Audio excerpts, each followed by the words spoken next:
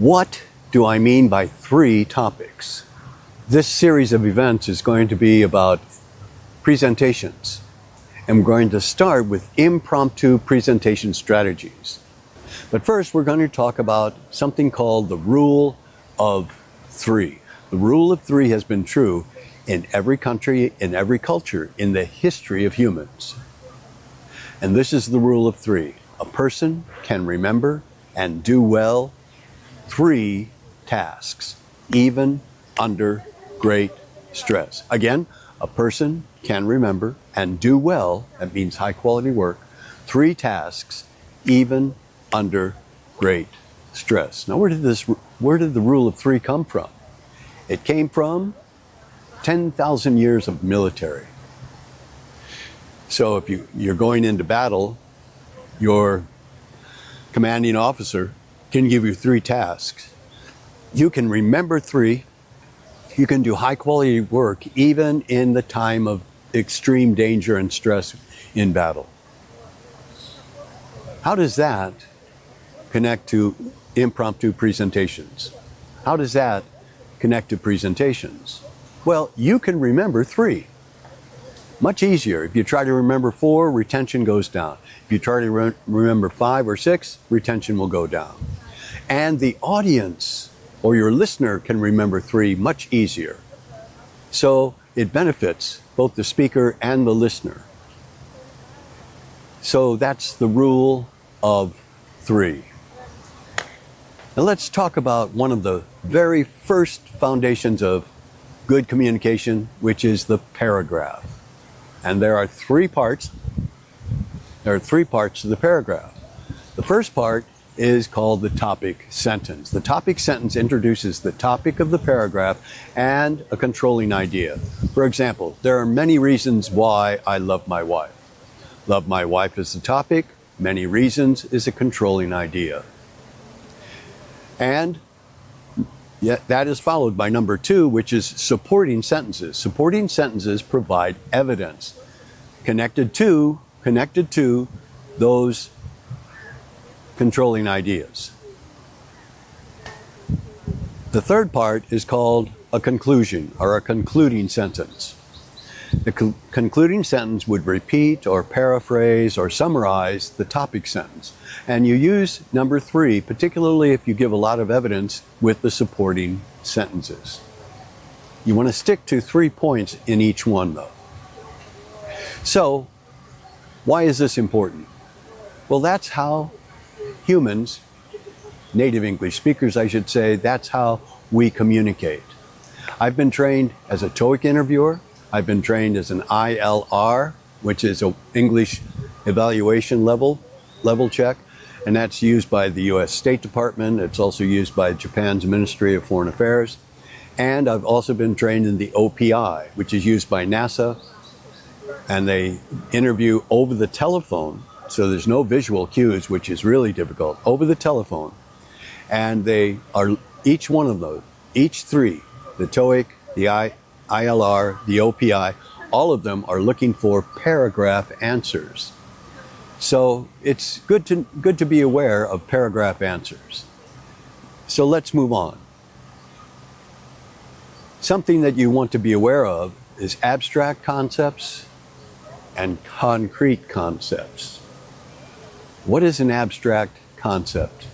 An abstract concept is something that cannot be measured, weighed, or counted. Let me say that again. An abstract concept is something that cannot be measured, weighed, or counted. All the emotions are abstract.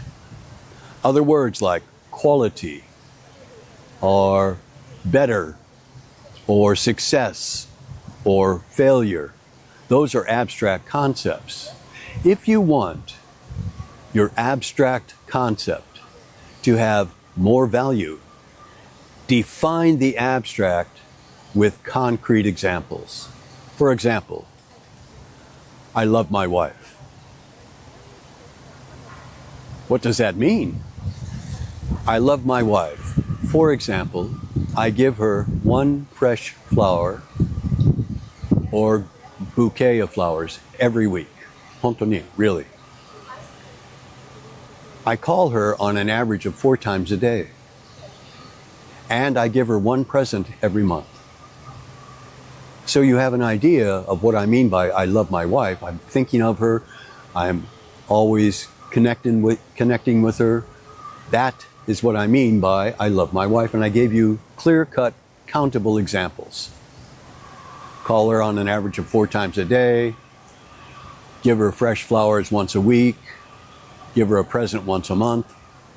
So that is an abstract concept defined by a concrete concept. Now, the abstract concept many times could be the topic sentence of the paragraph.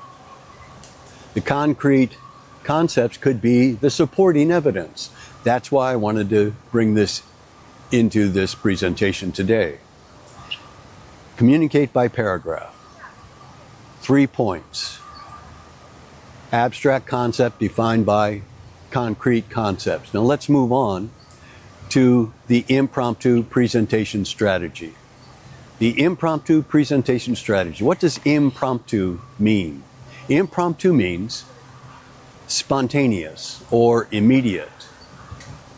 No planning, no chance to organize your ideas, no chance to do research, to put it on your computer, to write out a script. You have to give this speech now. Sometimes it's called an elevator speech.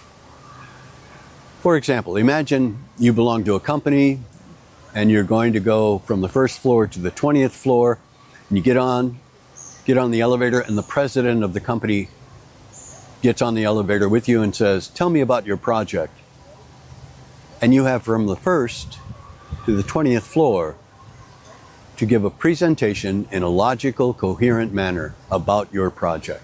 That's an impromptu presentation. It's very valuable. And there was work done at Stanford that found that if you have a plan, an organized plan on how to present material, you'll be able to present that material in an impromptu setting much more effectively than without a plan and just trying to wing it on your own. So that's why I want to give you an impromptu presentation strategy plan. And in this one is going to be called 3 topics. 3 topics. So let's take a look at 3 topics. 3 topics. So you would start off by saying 3 topics about da da da. For example, I could say 3 topics about loving my wife. I will tell you about her 1, 2, and 3. That's the opening sentence. That's the topic sentence. Controlling idea of those 3. 3 topics about loving my wife I will talk about are: what do I do on a daily basis? What do I do on a weekly basis? What do I do on a monthly basis? Let's look at number 1. What do I do on a daily basis? I call my wife on an average of 4 times a day. Hi, got to my destination, going to start my first session. I'll call you after I'm finished. How's your afternoon going? Yep, the first session was going well. I'm going to move on to my second session, and I'll call you once that second session is over and I'm on my way home. Hi, I'm on my way home now. Let me know if there's anything you want me to pick up at the supermarket. And then number 4, I'm at the supermarket. Anything to pick up? Otherwise, I'm coming home. So that's daily basis. Let's look at weekly. Every week I give her a flower or a bouquet of flowers. She loves flowers. I love them around the house too. And she just revels in them. And we have a little mom and pop store where the lady creates the flower bouquet for my wife, and she knows my wife too. So it works out. Let's look at number 3. What do I do on a monthly basis? I give her a present. It can be something as simple as taking a large piece of paper, cutting the top off like that, and then gluing it and making a crown for her, and taking magic markers in different colors and put emeralds and rubies and diamonds. But I give her a present every month.